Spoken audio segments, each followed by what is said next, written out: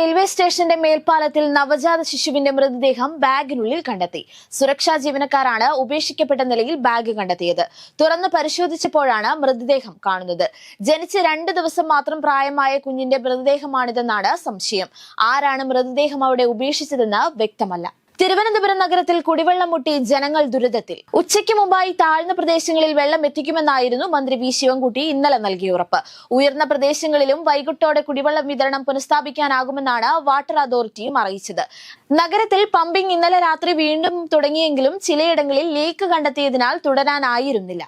സംസ്ഥാനത്ത് അവയവം മാറ്റിവെക്കൽ പ്രക്രിയ കൂടുതൽ ഫലപ്രദമായി നടപ്പിലാക്കാൻ സർക്കാർ ഉപദേശക സമിതി രൂപീകരിച്ച് വിജ്ഞാപനമിറക്കിയതായി ആരോഗ്യവകുപ്പ് മന്ത്രി Veena George. 1994 transplantation of human organs act പ്രകാരമായിരിക്കും ഈ സമിതി പ്രവർത്തിക്കുക. അപ്രോപ്രിയേറ്റ് അതോറിറ്റിയെ സഹായിക്കുകയും മാർഗനിർദ്ദേശങ്ങൾ നൽകുകയും ചെയ്യുക എന്നതാണ് ഉപദേശക സമിതിയുടെ ചുമതലകൾ. അവയവദാന പ്രക്രിയ കൂടുതൽ സുതാര്യമാക്കാനുള്ള നടപടികളും സമിതി സ്വീകരിക്കുമെന്നും മന്ത്രി പറഞ്ഞു. കൊമ്മേരിയിൽ 3 പേർക്ക് കൂടി മഞ്ഞപ്പിത്തം സ്ഥിരീകരിച്ചു. ഒരാഴ്ചക്കിടെ ഇവിടെ 42 പേർക്കാണ് മഞ്ഞപ്പിത്തം സ്ഥിരീകരിച്ചത്. ഇവരിൽ 10 പേർ ആശുപത്രി വിട്ടു. 32 പേർ ചികിത്സയിൽ തുടരുകയാണ്.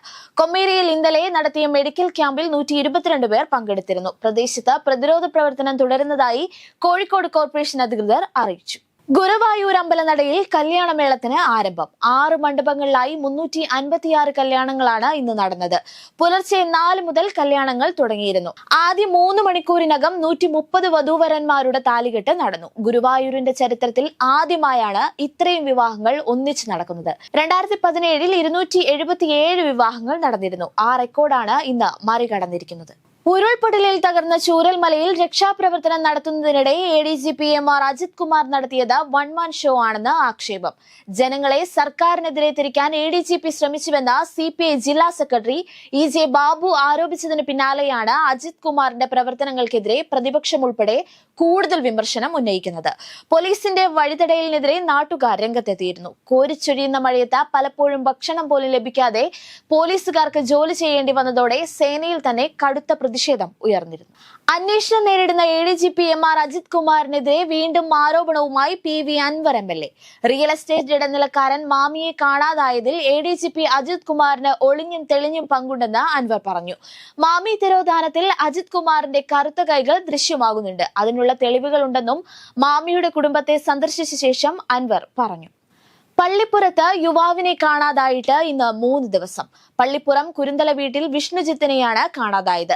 ഇന്ന് വിവാഹം നടക്കേണ്ടിയിരുന്നതായിരുന്നു. ഈ മാസം 4-ന് പാലക്കാട് പോയ വിഷ്ണുജിത്തിനെ കാണാതാവുകയായിരുന്നു. വിവാഹ ആവശ്യത്തിന് പണം സംഘടിപ്പിക്കാനാണ് യുവാവ് പാലക്കാട്ടേക്ക് പോയതെന്നാണ് ബന്ധുക്കൾ പറയുന്നത്.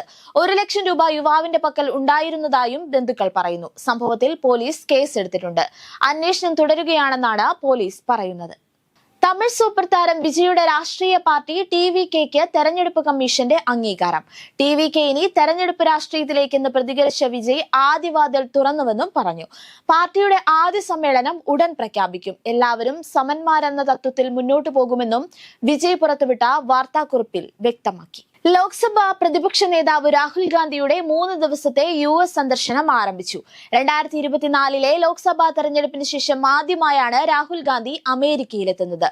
റഷ്യ-യുക്രൈൻ സംഘർഷം അവസാനിപ്പിക്കുന്നതിനുള്ള ചർച്ചകൾക്കായി ദേശീയ സുരക്ഷാ ഉപദേഷ്ടാവ് അജിത് ഡോവൽ അടുത്തയാഴ്ച മോസ്കോ സന്ദർശിക്കുമെന്ന് റിപ്പോർട്ട്.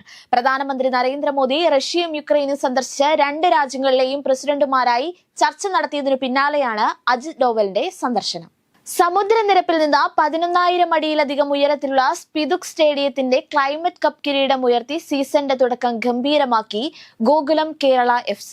ഫൈനലിൽ ജമ്മു ആൻഡ് കാശ്മീരിനെതിരെ 4-0 തോൽപ്പിച്ചാണ് മലബാറിയൻ ജേതാക്കളായത്. 23-ാം മിനിറ്റിൽ പ്രതിരോധ താരം മഷൂറാണ് ആദ്യ ഗോൾ നേടിയത്.